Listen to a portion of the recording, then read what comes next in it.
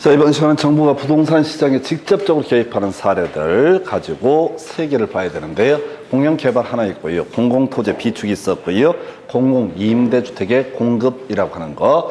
자, 그중에 토지정책으로 볼 수 있는 것이 공영개발이라는 개념, 단어 외우시는 정도에 불과합니다. 그래서 자, 국가 또는 공공단체가 시행자가 돼서 택지 개발 사업 등을 하는 것을 가리켜서 공영개발이라는 거. 의미 안 나와요. 그냥 단어 공영개발 해서 이 단어 정도 볼 테고요. 이 공영개발은 수용 방식을 통해서 일반적으로 사업 시행이 되게 될 테고, 그래서 그 과정에서 다툼 등이 있다라고 할 거 큰 의미 없고요. 두 번째, 공공토지 비축이라고 하는 거. 그나마 이제 직접적인 출제 내용을 가지고 다뤄지는 파트가 공공토지 비축에서 자, 이 공공토지를 비축 사들이는 방법, 수용제도와 선매제도가 있다. 그래서 자, 논의의 핵심 이슈는 선매협의라고 하는 제도 되겠습니다. 그래서 자, 토지거래 허가구역이라는 개념을 생각을 해봐야 되죠. 우리가 이제 토지거래 허가구역이라고 하는 거 2차 과목 공인중개사법에서 공부하게 되는 부동산 거래 신고 등에 관한 법률에서 자, 토지 투기적 거래에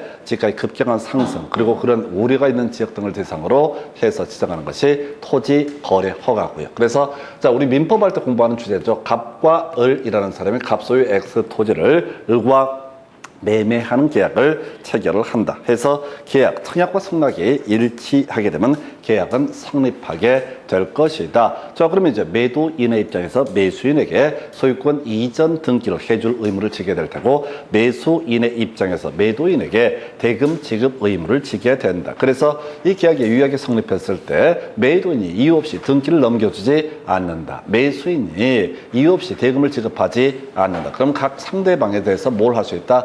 해제라는 것을 할 수가 있다. 해제를 행사권을 행사한 사람은 상대방에 대해서 손해배상 등을 청구할 수 있다. 이런 식으로 하는 게 일반적인 계약의 성립이라는 개념이 되게 됩니다. 자, 근데 이 일반적인 계약의 성립과 관련해서 만약 이것이 토지거래 허가구역이다라고 하게 되면 두 사람 매도인과 매수인 사이에 의사의 합치만으로 계약은 성립하는 것이 아니고요. 추가적으로 시군구청장이 토지거래 허가 처분이라는 것을 해야만이 이 계약은 유효하게 성립하게 된다. 이렇게 이제 스토리를 잡아가게 되는 거예요. 자, 그래서 자, 지금 허가구역 내에서 두 사람이 시군구청장한테 토지거래 허가라고 하는 것을 받으러 가게 됩니다. 그래서 이 토지거래 허가를 받게 되면은 이제 유효해서 소유권 이전께 문제 넘어가는데, 이때 자, 시군구청장의 매도인에 대해서 야, 어차피 팔 거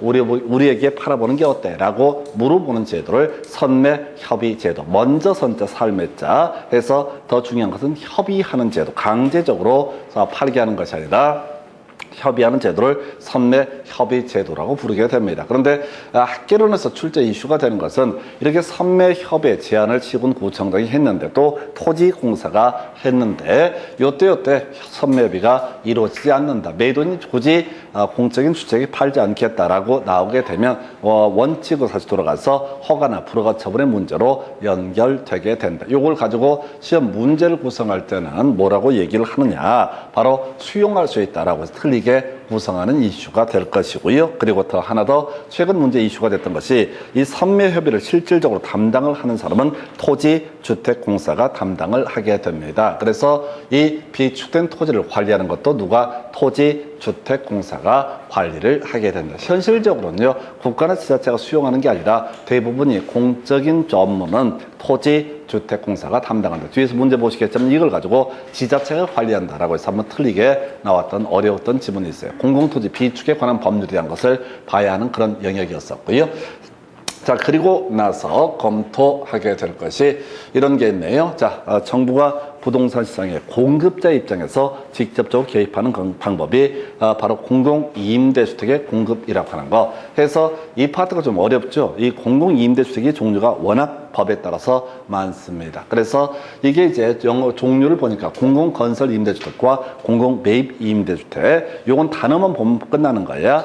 직접 공적인 주택 건설해서 임대주택으로 공급하는 것을 공공건설임대주택, 그 다음에 이에 대응해서 공공 매입 임대주택이라고 하는 것은 그런 의미죠. 바로 자 지금 사가지고 임대주택으로 공급하는 것. 자 서울에서 아마 그런 정책이 있을 거였죠. 한창원 시끄럽던 것 중에 하나가 이 집을 개인의 집을 사가지고 전세로 오랫동안 이렇게 빌려주는 제도가 있었습니다. 그게 갑자기 용어가 생각이 안 나는데 하여튼 그런 것이 공공 매입 임대주택의 한 유형이 된다. 그 다음에 이제 준공공 임대주택이 한 번 시험 문제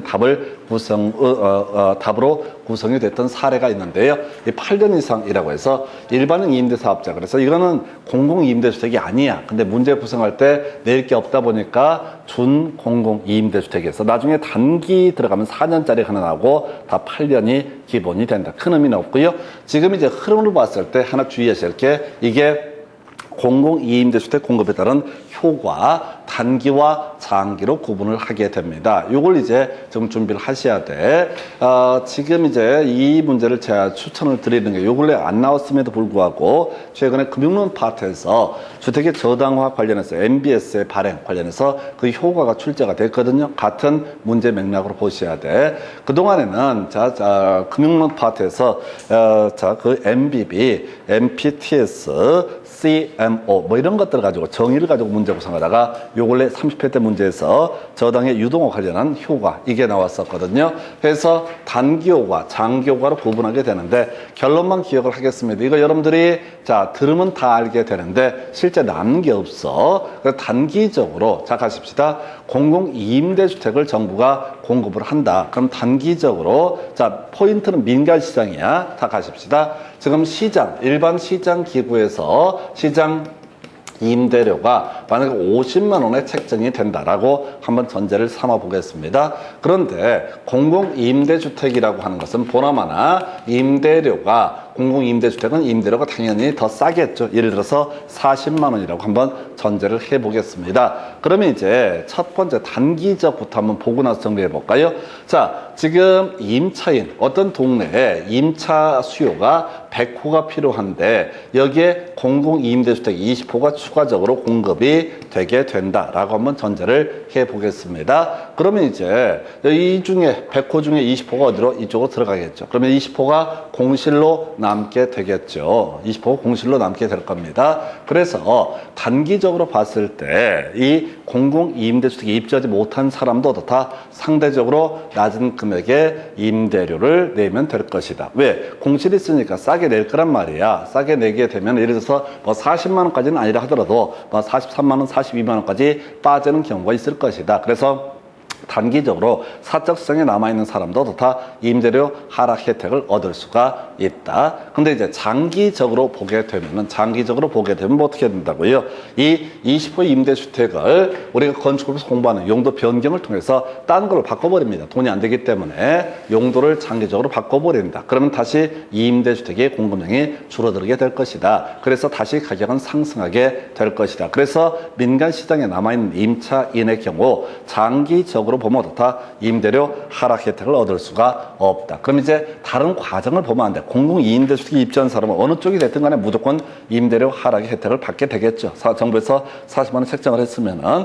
근데 시험 문제의 포인트는 굳이 낸다면 뭐라고요? 사적 시장에 남아있는 사람. 단기적으로는 같이 하락의 혜택을 받지만 장기적으로는 다시 어떻다? 임대료가 상승하게 된다. 다시 갑시다. 결론만 기억하시는 거야. 자, 어차피 이 파트는 공공임대주택에 입주한 사람은 낮은 임대료를 향유할 수 있다. 누릴 수가 있다. 민간 시장과 관련해서 검토하면 단기적으로는 어떻다? 임대료 하락. 그러나 장기적으로 어떻다? 임대료 상승이라고 하는 거. 그래서 이런 논리에 따르게 되면 공공임대주택을 공급한다 한들 큰 의미가 없다는 거예요. 전체 시장 구조로 보게 되면은 하여튼 뭐 이런 식의 논리 구조. 그래서 다시 사적 시장 단기적으로 하락한다. 장기적으로 상승한다. 이것만 생각을 해야 돼. 이걸 경우의 수를 이러니까 이런 거 이렇게 가시면 뒤져. 시험 보러 가서 남는 게 아무것도 없어. 그냥 공공임대주택을 많이 공급하면 사적 시장에 남아있는 사람 단기적으로 혜택을 받을 수 있다. 그러나 장기적으로 혜택 받지 못한다. 이걸 외우시라고 이걸 외우시라고. 외워야 해결되지. 이게 해석을 해서 문제를 풀 수가 없어요. 시험장에서는 항상 기억하실 게 내용 하나도 어렵지 않아. 내가 어렵지 않은데 공부해보니까 별로 어려울 게 없어. 근데 문제는 이게 5초, 4초, 뭐 3초 이 안에 딱 보면서 떠올릴 정도가 숙달이 돼야 돼. 그래서 이게 어렵다는 거야. 그래서 공공임대주택 공급의 효과 단기적으로 하락, 장기적으로 상승 이것만 기억을 하도록 합니다. 최근 문제에서 구성 안 됐어요. 근데 흐름상 다른 문제 파트에서 이런 게 이슈가 됐기 때문에 하나 기억을 해 주셔야겠고요. 그 다음에 이제 이 문제 가지고 볼까요? 직접적 개입 관련해서 우리나라 정부의 부동산 시장에 대한 직접적 개입 수단 모두 몇 개인가? 라고 해서 직접적 공공토지 비축이 있었죠. 공영개발 있었죠. 공공토지 비축의 예시값이 토지의 수용 또는 선매 협의 제도가 되게 됩니다. 그 다음에 공공임대주택의 공급. 외워서 푸는 거야? 외워서 푸는 거야? 이걸 갖고 얘는 간접적 개입이다 뭐다 이렇게 가는 게 아니라 직접적 개입 개수 몇 개 안 되니까 이것만 정확히 외우시고 나머지 모르는 게 뜨면 다 간접적 개입이다. 그래서 이 문제에서는 네 가지가 어떻다? 바로 직접적 개입 수단이 되게 된다. 이렇게 해석을 합니다. 그 다음 문제 보게 되면은 부동산 정책에 관한 설명 틀린 것을 고르시오 라고 해서 자 끝머리 가서 볼까요? 직접 개입 방식이다 라고 나와 있죠. 직접 개입 방식에 뭐가 있어? 생각을 해야 돼. 공영개발, 공공이임대주택의 공급, 공공토지 비축 이런 게 뭐가 된다? 직접적 개입이다. 머릿속에 쳐 넣어야 된다니까요. 이 세 가지 기본 틀을 자 외우고 들어가야 돼. 1번 틀렸죠? 1번 틀린 표현 되겠습니다. 그래서 보조금, 부담금 이런 것들은 결국은 분위기 잡는 거니까 간접적 개입 방식이다. 이런 논리 구조가 되는 거예요. 그리고 얘는 좀 나아. 가끔 문제 구성할 때는 직접적 개입 하나하고 간접적 개입 하나를 엮어서 직접적 개입이다 또는 간접적 개입이다. 이따위로 구성을 한다고요. 이 문제는 사람 된 도리야. 이런 거 틀리면 인간도 아니야. 무조건 맞춰야 될 문제야. 힘든데 해야 돼. 종류를 다 간접적을 다 외워서 푸는 게 아니라 직접적만 정확히 외워서 문제를 해결해 가셔야 된다. 2번 정부가 부동산 시장에 개입하는 이유는 시장 실패 보완, 부동산 시장의 안정 등이 있다. 뭐 그렇겠지. 3번 개발 제한구역, 도시 확산 방지라고 하는 것이 주된 목적. 요거 이제 어디서 공부하시는 거야? 국토기획법에서 공부하는 거죠. 용도구역에서 바로 공부했던 것이 개발 제한구역, 시가화 조정구역, 수산자원 보호구역, 도시 자연공원구역, 입지 규제 최소구역까지 이렇게 5개를 용도구역이라고 부른다. 그중에 대표값, 그린벨트, 개발 제한구역, 도시 확산 방지 이것도 결국은 지역지구제 구역제 간접적 개입의 한 내용이 되게 된다. 그 다음에 공공토지 비축제도 국가, 지자체 이런 기관들이 공적인 주체가 땅을 사들이는 제도죠. 해서 나중에 신도시 개발할 때 토지의 원활한 공급 그 다음에 토지 가격이 급등하는 걸 막기 위해서 토지시장 안정에 기여하는 것을 목적으로 한다. 자, 그러다 정부의 시장 개입이라고 하는 거 사회적 후생 손실을 발생시킬 수도 있다라고 해서 정부가 부동산 시장에 개입한다고 다 되는 게 아니라고요. 예를 들어서 조세 정책을 잘못 펼치게 된다라고 하게 되면 온 시장이 멈춰버린 사태가 있을 수 있다. 아까 우리가 경기도 거의 대부분의 전역을 대상으로 조정 대상적으로 묶는다. 조정 대상적 지정되면 두 가지 효과죠. 일단 공법적인 관점에서 신규로 건설 공급되는 주택에 대해서 전매 제한 문제가 하나의 이슈가 될 테고 그다음에 양도소득세에 대해서 중과세 등이 이루어지는 것이 조정 대상지역 제도의 특징이 되게 됩니다. 자, 그래서 이게 정부 정책이 먹혔다 하십시다. 그럼 경우에 따라서 어떤 문제가 터지냐면 중개업소들 다 굶어 죽겠다고 할 수도 있고 그 다음에 이사를 가야 되는데 갈 수가 없는 경우도 발생할 수 있다. 그래서 여러 가지 사회적인 단점, 문제점도 발생을 할 수 있다. 물론 이제 정책 위반권자 이런 사람들이 알아서 하겠지. 내가 그거 하기 싫어가지고 내 뭐 조처럼 머리로 거기까지 고민하기 싫어서 대표자를 뽑아놨으니까 지들이 알아서 하겠지. 이거밖에 없어. 내 마음에 약간 안 들기도 한데 저렇게 될까 싶은데 그걸 내가 그걸 또 고민을 뒤지게 해야 되잖아. 이걸 어떻게 할 것인가. 나한테 정책 결정권도 없는데 내가 옛날에 밤에 막 그런 거 새벽 3시부터 5시까지가 나라 걱정하는 그런 타이밍이었어요. 그래서 온갖 고민을 다 해. 이 난국을 어떻게 해결할 것인가. 근데 이제 요즘에 마음이 좀 바뀌어가지고 마음이 되게 편해. 뭐 코로나가 막 난리가 나네. 이거 뭐 그쪽에서 월급 받은 공무원들이 알아서 뒤지게 하겠지. 또 하는 거 보니까 뭐 잘 하는 것 같아. 다른 나라보다. 뭐 그도 다행이다. 이런 생각하고. 그래서 하여튼 내려놓으니까 마음이 겁나 편해. 여러분 내려두셔야 돼. 다 소화하려고 하면 안 돼. 몇 개 외워서 증만 살짝 따셔야 돼. 그리고 나서 나중에 주변 사람들하고 혹시 중개사 증에 대해서 얘기할 때 있을 때 그냥 다 이해할 수 있다는 눈빛으로 가만히 바라보고 있으면 돼. 그러면 어떻게 돼? 겁나 내공이 있는 사람처럼 보여. 근데 거기서 입방장을 떨면서 나도 저거 아는데 이게 떨게 되면 딱 그거 하나 아는 거 바로 들통나게 됩니다. 그냥 가만히 있으면 다 아는 것 같아. 그래서 항상 다 알 듯 모를 듯한 그 미소 딱 그것만 유지하시면 폼 유지 대박이야. 해서 자 결국은 시험 문제 증을 따야 돼. 증을 따야 돼. 증 못 따고 나서 가면 개망신이야. 그렇게 하려면 어떻게 해야 돼? 제일 마지막 단어 보는 훈련 하셔야 돼. 제일 첫 번째 단어 어차피 보시게 돼 있으니까 훈련을 애써 노력을 해야 된다고. 제일 마지막 단어 보는, 이게 민법이고 개론이고 공법이고 다 필요 없어. 마지막 단어 보는 훈련 해야 된다고. 특히 개론이 심해요. 개론 너무 내용이 단순해. 그래서 예를요, 자, 정부가 부동산 시장에 대한 직접적인 개입 방식에는 부담금 제도, 보조금 제도가 있다. 이렇게 내버리면은 너무 쉬워져. 쉽다고.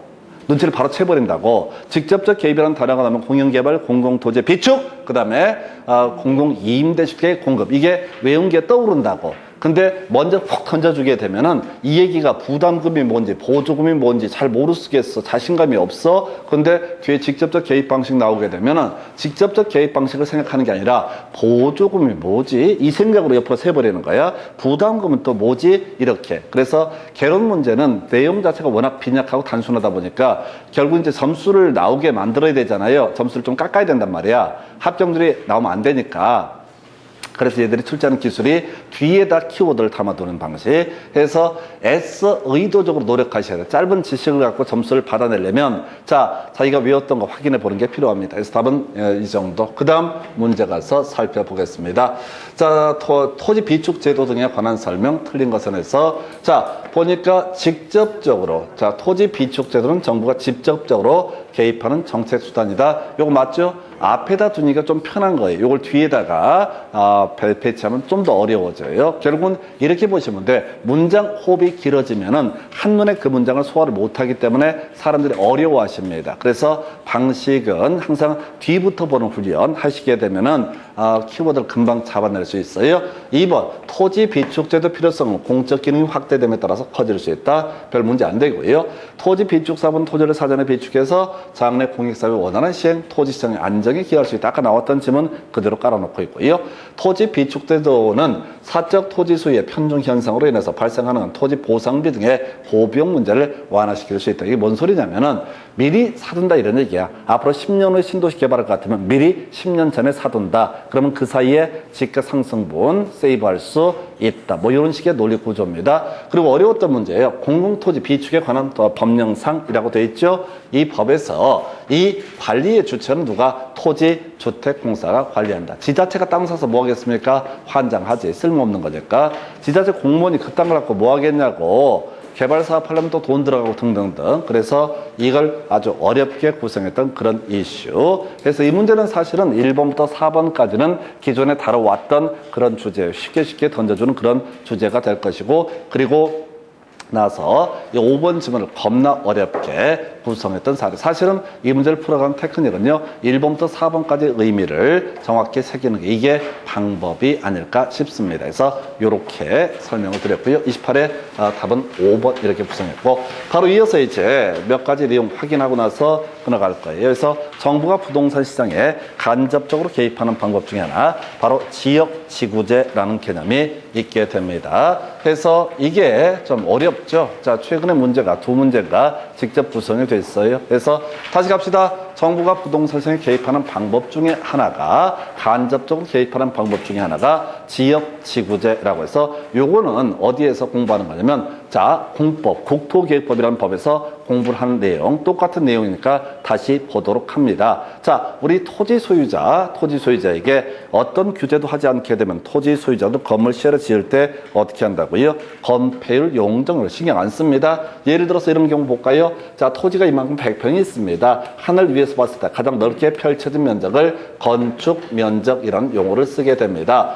이 건축 면적을 규제를 하지 않으면 큰일 난다고요. 사람들이 100평짜리 땅에다 100평 가득가득 채워서 건물 지어. 그 옆에 사람도 100평 가득 채워서 건물 지어. 그래서 어느 집에서 불안하다 그러면 온 동네 홀라당 다 타버려. 그래서 건폐율이라고 해서 건축 면적을 규제할 필요가 있다. 예를 들어서 건폐율이 50%다. 그럼 대지 면적 대비 그 50%다. 그러면 대지가 100평일 때 건축 면적 50평까지 뽑을 수 있다. 이런 식의 논리 구조를 건폐율이라고 부르게 됩니다. 건폐율 규제를 하니까 불나도 혼자 타 죽고 아주 아름다운 그림이 형성이 돼. 근데 어떤 놈이 어떻게 20층, 30층 건물을 높게 짓기 시작해? 그러면 일조, 채광, 통풍 이런 것들에 문제가 발생을 하게 된다. 그래서 건물을 너무 높게 짓지 마라 라고 하는 거. 연면적을 규제하기 위한 것을 용적률이라고 부릅니다. 해서 그 외 용도도 제약을 해야 돼. 아까 우리 이런 얘기 쓰잖아요. 주택가 인근에 갑자기 건물에 공장을 운영한다. 그러면 서로 불편함이 있을 것이다. 그래서 부의 외부 효과가 발생할 것이다. 그래서 여기는 주택만 모여,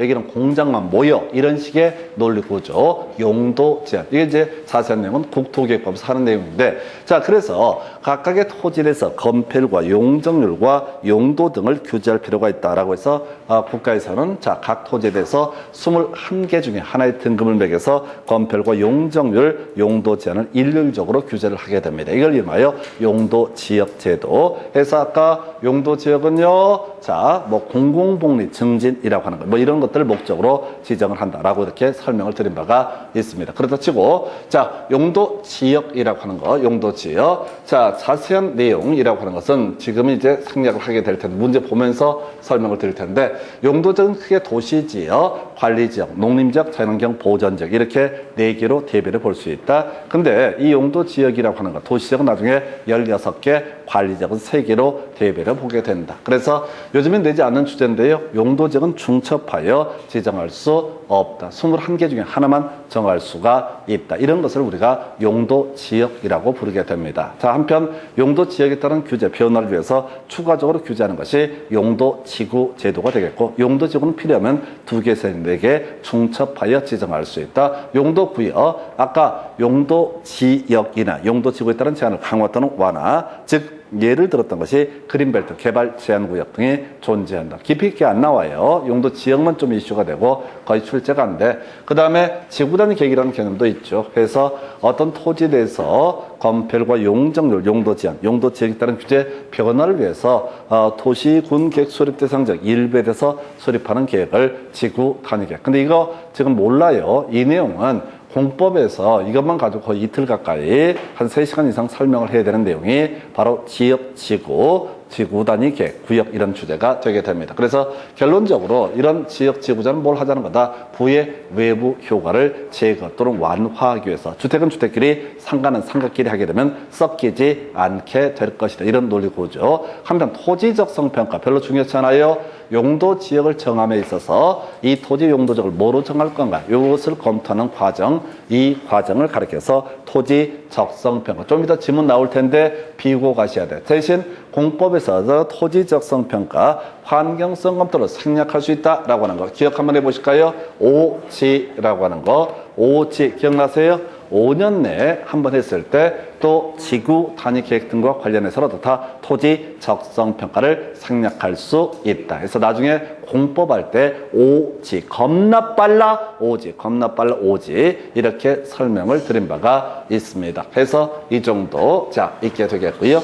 그 다음에 자, 토지거래 허가제, 허가구역 지정, 국토부 장관 또는 시도의사가 토지의 투기적 거래 등을 막기 위해서 허가구역 지정할 수 있다. 그래서 이 허가구역 안에서는 토지거래 소유권 이전 계약, 지상권 설정 계약 등 위해서 허가 받아야 된다. 중요치 않습니다. 그냥 토지거래 허가제라고 하는 것도 소위 간접적 개입의 한 유형이 된다. 다만 이 토지거래 허가제를 이해를 해야만이 바로 선매협의제도 아까 선매협의 허가 신청하러 갔다니면 허가 받으러 갔다니면 공적인 주체가 우리에게 팔아보는 게 어때? 라고 얘기했던 거 이게 선매협의제도가 되게 된다. 거의 이슈 안 되고요. 그 다음에 이제 검토하게 될 게 자 부동산 가격 공시라고 해서 요거 뼈대 잡는 거 겁나 정확하게 외우고 있어야 되죠. 30회 때 2문제 구성됐었고요.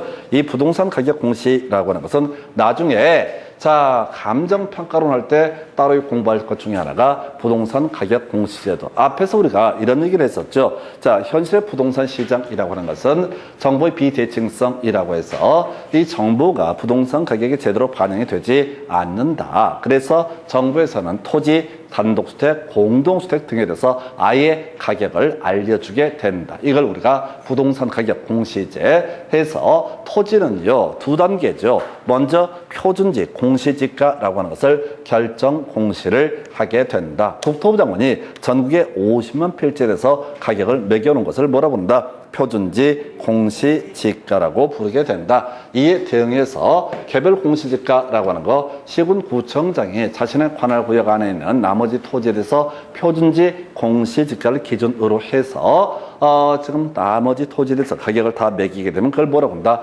개별 공시지가라고 부르게 된다. 이렇게 설명을 드리고요. 자, 그 다음에 단독주택 가격이라고 하는 것이 하나 이슈가 되죠. 그래서 자, 단독주택 가격, 단독주택 중에서 국토부 장관이 전국의 대표적인 단독주택에 대해서 가격을 매겨놓으면 그걸 표준주택 가격이라고 부르게 된다. 그리고 시군구청장이 자신의 관할구역 안에 나머지 단독주택 중에서 가격 표준주택 가격이 없는 단독주택에 대해서 가격을 매기면 그걸 뭐라고 한다? 개별주택 가격이라 부른다. 이에 대해서 공동주택 가격이라고 하는 것은 그냥 국토부 장관이 일괄적으로 전국의 공동주택에 대해서 가격을 공시하는 것을 뭐라고 한다? 공동주택 가격. 자, 소리 가십시다. 기본 구조, 개별 들어가 있으면 누가 한다? 시군구청장. 개별 없으면 누가 한다? 국토교통부 장관. 이게 이제 출제 포인트야. 이게 원래 법조문 책에 겁나 방대하거든요. 이걸 가장 단순하게 그림을 그리게 되면 딱 이렇게 나오는 거예요. 가장 단순하게 그림을 그리게 되면 표준지 공시지가와 개별 공시지가, 표준 주택 가격과 개별 주택 가격, 그리고 공동주택 가격. 개별 들어가 있으면 시군구청장, 개별 없는 표준지 공시지가, 표준 주택 가격, 공동주택 가격은 누가? 국토교통부 장관이 결정 공시한다라고 할 것. 그래서 뒤에서 이제 감정평가할 때 설명드리겠지만 논리 구조가 이런 식이야. 자, 표준지 공시지가에 대해서 이의 신청을 하고 싶은 누구한테? 국토교통부 장관. 개별 공시지가에 대해서 이의 신청을 하고 싶은 누구한테? 시군구청장. 표준주택 가격에 대해서 이의 신청을 하고 싶다. 그럼 누구한테? 국토교통부 장관. 개별 주택 가격에 대해서 이의 신청 등을 하고자 한다. 누구한테? 시군구청장. 공동주택 가격에 대해서 이의 신청 등을 하고자 한다. 국토교통부 장관. 책에 묻는 게 가장 기본입니다. 여기다가 나중에 한두 개만 더 살을 붙이면 부동산 가격 공시법이라고 해서 뒤에 감정평가론 관련한 문제를 한 문제를 또 해결을 하실 수가 있습니다. 나중에 표준지 공시지가에서 기억하실 단어, 암기 공시, 재지기라는 거, 공동주택 가격에서 키워드 재기라고 하는 거, 재지기, 재기. 나중에 할 거야. 한 번에 못 외워. 재지기, 재기. 요 정도면 거의 다 이 파트를 완성을 하게 된다라고 봅니다. 그래서 자, 부동산 가격 공시제도 작년 시험 문제 답이 됐었고요. 하나 더 검토하게 될 게 실거래가 신고제라고 하는 것이 나와 있죠. 그래서 실거래가 신고제 내용은 부동산 거래 신고 등에 관한 법률에서 다루고 있고 자세한 내용은 볼 필요 없어요. 그래서 지금 부동산 거래, 자, 신고 대상이 나중에 우리 시험 공부하실 때 매매 계약, 공급 계약이라고 하는 게 뭐가 된다? 부동산 거래, 신고의 대상이 된다. 자, 매매 계약, 공급 계약 어디서? 제일 뒤에 있다고 그랬어. 그래서 임대차 계약, 증여 계약 등은 부동산 거래 신고 대상이 아니다. 근데 이렇게 외우지 말고 그냥 부동산 거래 신고의 대상 무조건 뭐야? 매매 계약, 공급 계약. 부동산 거래 신고의 대상이 뭐라고요?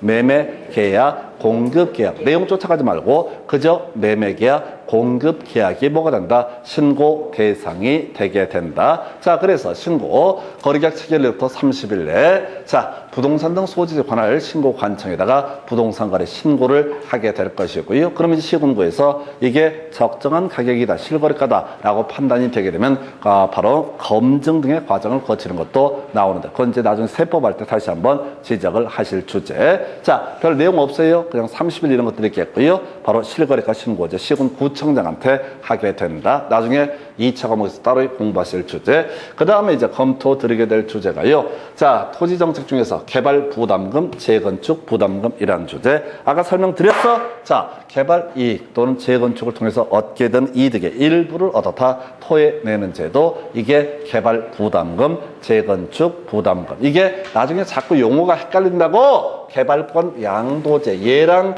겁나 헷갈려. 개발권 양도제, 이건 미국 제도에 우리나라에 시행되고 있지 아니한 제도다 해서 문제 구성할 때는 개발권이라고 하는 것 또는 개발권 양도제하고 개발 부담금이 이름이 비슷하니까 계속 크로스링 시켜서 틀리게 구성을 하게 됩니다. 해서 가볼까요? 개발사업 시행이나 토지 용객의 변경 등에 따라서 자, 정상 지가 상승분을 초과해서 사업 시행자나 토지 소유자에게 귀속되는 토지 가액의 증가분 이 부분에 대해서 넣다 바로 삥을 뜯는 것을 개발 부담금. 다시요. 토지라고 하는 거 정상적으로 가격이 올라가는 걸 전제하죠. 정상 지가 상승분이라고 하는 것이 있게 될 것이고 이 정상 지가 상승분을 초과해서 발생하는 토지 가액의 증가분이라고 하는 거 이게 바로 개발 부담금. 그래서 땅값 오르게 되면 어떻다? 개발 부담금이라고 하는 거. 정상 지가 상승분을 초과하는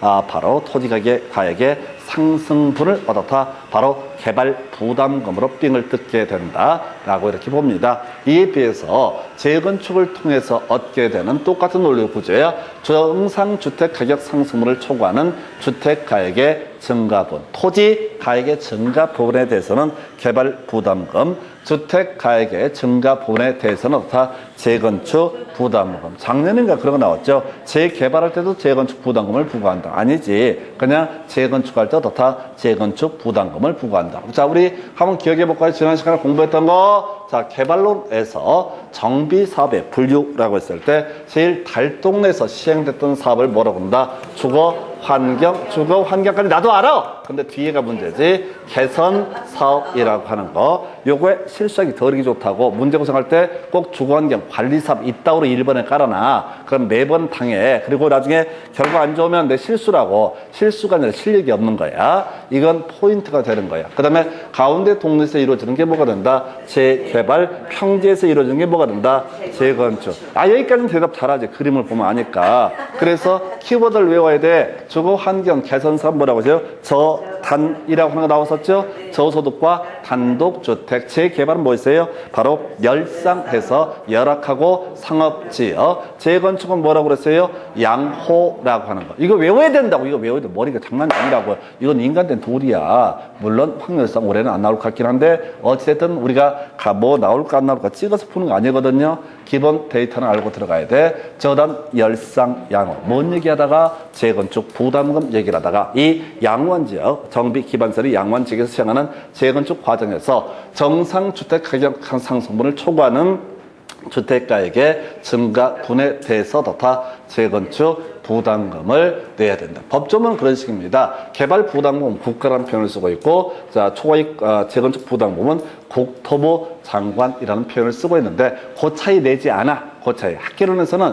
이 재건축 부담금이란 단어만 나와도 거의 다 쓰러져. 이게 사실은 이게 이제 지금 우리가 공부하고 있는 정책론 파트는 제 입장에는 되게 편한 부분 중에 하나예요. 왜냐면 온갖 잡다한 것을 조금씩 주워 듣고 있으니까 줄줄줄 나오는 거고, 일반 수험생 입장에서는 재건축 초과이익 환수에 관한 법률, 공공토지 비축에 관한 법률 이런 걸 어떻게 하냐고 모르지. 너무너무 어렵다고 용어 하나하나가 부담스러워. 그래서 방법은 한 가지밖에 없어요. 반복하는 거야, 반복하는 거야. 집에서도 공부를 좀 이제 시작을 해야 돼. 그러나 집에 가면 애새끼들이 자꾸 시비를 걸고, 그 다음에 좀 앉아있으면 이렇게 어깨도 뻐근하고 인간 보기도 힘들고, 그러면 이렇게 약간 누워서 삐딱한 자세로 보게 되죠. 그래서 저는 PC 갖고 보다가 이제 힘드니까 애새끼들이 쓰는 탭 같은 거 좀 빌려달라고 그래서 요렇게 하다가 잘못 눌러가 유튜브 갔는데 음악이 나오네, 트로트가 나오네. 그 듣다가 이제 또 스트레스를 좀 풀고 다시 한번 볼까 하는데 내일 위해서 오늘 자야지 해서 잊어버리고 다시 자고 해서 다시 외우셔야 됩니다. 자, 먼저 개발 부담금 뭐라고요? 정상 지가 상승분을 초과하는 토지 가액의 증가분. 문장을 다 외울 수 없어요. 자, 이도 저도 싫으면 토지 가액의 증가분은 좀 쉬우니까 정상 지가 상승분 초과는 토지 가액의 증가분. 자, 그 다음에 재건축 부담금은 정상 주택 가격 상승분을 초과하는 주택 가액의 증가분이라고 하는 거. 이게 바로 국가에서 삥을 뜯는 거, 바로 개발 부담금, 재건축 부담금이라는 개념이 나오게 된다. 이렇게 보셔야겠고요. 자, 그 다음에 검토 드리게 될 주제가요. 자, 가볼까요? 자, 토지 정책 중에서 우리나라에 지금 시행되고 있지 않는 것들에 대해서 확인을 해보도록 하겠습니다. 토지 정책 중에서 우리나라에서 시행되고 있지 아니한 것들. 자, 지금 29회, 30회 연속 나왔던 거, 택지 소유 상한제, 토지 초과 이득 세제라고 하는 거. 자, 먼저 택지 소유 상한제. 80년도에 헌법재판소가 만들어지면서 바로 폐지가 됐던 그런 제도 중에 하나가 택지 소유 상한제. 그 당시 법에서는 그런 식이었어. 200평인가요? 660제곱미터를 초과하는 택지를 보유하고 있는 사람에 대해서 강제로 매각을 강제했던 그런 제도. 이게 택지 소유 상한제. 그래서 결국 이제 뭐 사연은 긴데 어찌어찌해서 위헌 판단 받아가지고요. 요것은 폐지가 되게 됩니다. 그래서 그 당시 나왔던 위원회 주장은 이런 식이야. 야, 공장 부지를 많이 갖고 있으면 왜 강제로 안 팔게 하고, 농지를 많이 갖고 있으면 강제로 팔게 안 하면서 왜 택지만 시비를 걸어. 이게 이제 논리의 기본적인 전제가 되게 됩니다. 그래서 그 당시에 이런 식이죠. 자, 개발이 되고 있던 그 당시 80년대 후반만 하더라도 개발 안 된 게 많으니까 사람들이 일단 땅 사서 계속 보유하고 있으면 땅값 오르니까 그거 강제로 팔게 하기 위해서 만들어진 제도가 택지 소유 상한제. 근데 이제 이게 80년대 후반이 되다 보니까 전두환이 물러나고 하다 보니까 이게 국민들의 권리의식이 증대가 되면서 현실적으로 유지를 못합니다. 그래서 택지 소유 상한제, 대충 봐야 돼. 소유 상한 폐지됐다. 택지 소유 상한 어떻다? 폐지가 됐다. 현재 시행되고 있지 않다. 비슷한 개념이 토지 초과 이득 세제라고 해서 토초세라고 불리게 됩니다. 자, 요거는요, 사실은 뭐랑 거의 똑같냐면 얘랑 똑같아.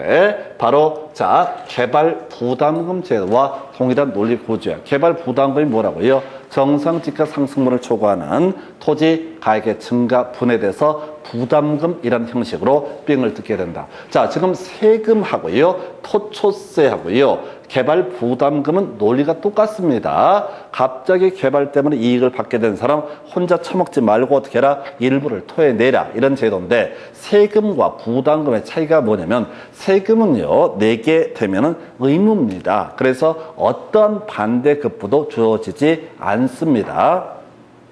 내가 소득세를 많이 냈다고 해서, 또는 상속세를 많이 냈다고 해서 국가가 나한테 해주는 건 아무것도 없다고요. 그건 의무이기 때문에 무조건 내야 되는 거야. 아무리 세금을 많이 진짜 많이 내는 뭐 연예인이나 이런 사람들 중에 가끔 잘하면 그게 뭐 이익인지 어떤지 모르겠지만 홍보대사 이런 거 시켜주지. 세금 겁나 많이 낸 사람. 그 정도가 맥시멈이야. 근데 그 사람한테 그게 실제 이익이 얼마가 있는지도 의심스러운 일이고. 자, 다시 토초세는요, 세금으로 뜯게 되면 어떤 반대급부도 없다. 그런데 이게 위헌 판단 나오니까 그래서 만들어진 제도가 뭐라고요? 개발 부담금 제도. 그래서 논리는 똑같아. 논리는 똑같은데 이건 부담금 형태로 되다 보니까 아까 제가 말씀드렸죠. 양도소득세 계산할 때 양도 차익이라고 하는 거, 양도 가액에서 필요 경비를 뺀 금액, 이때 필요 경비라고 하는 게 세 가지, 취득가액, 자본적 지출의 양도 비용, 세 가지를 묶어서 뭐라고 한다?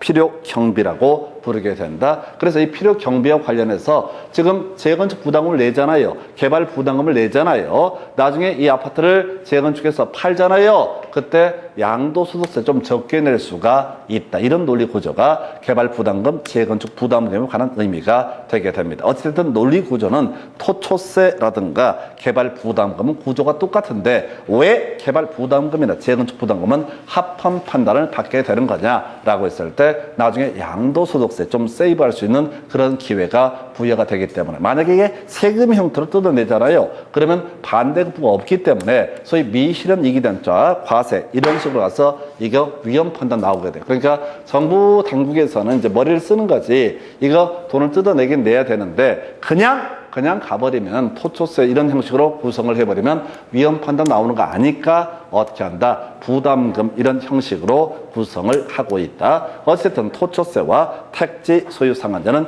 현재 폐지가 됐다. 그 다음에 아까 개발 부담금이랑 자꾸 비교하게 될 게 개발권 양도제. 이름이 똑같아서 개 짜증나. 이게 공법할 때 비슷한 게 뭐냐면 개발 제한 구역하고요. 또 하나 이슈가 됐던 게 개발 밀도 관리구역. 요 이름이 비슷하단 말이야. 그래서 다음 중 용도구역 아닌 것은 관리계획 아닌 것은 할 때 항상 답을 뽑았던 게 개발 밀도 관리구역. 이렇게 나오듯이 개발 부담금 요구하고 자꾸 자, 헷갈리게 하는 게 개발권 양도제, 미국이라는 나라의 제도가 되겠습니다. 그래서 이 개발권 양도제라고 하는 개념은 이런 논리 구조가 되는 거야.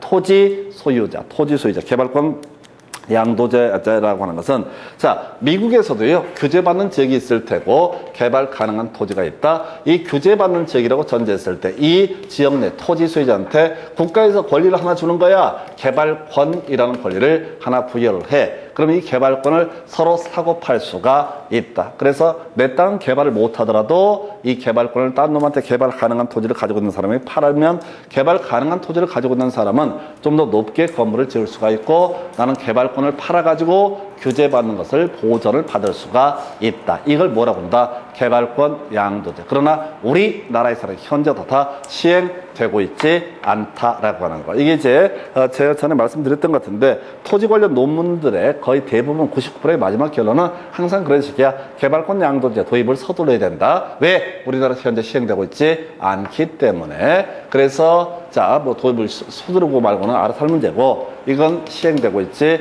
않다. 그래서 앞에서 택지 소유 상한제 토초세는 시행되다가 폐지가 됐고 그 다음에 개발권 양도제는 아예 어떻다 시행되고 있지 않다. 이렇게 해석을 합니다. 자, 잠시 그렇다 문제 가지고 이제 설명을 드리겠습니다.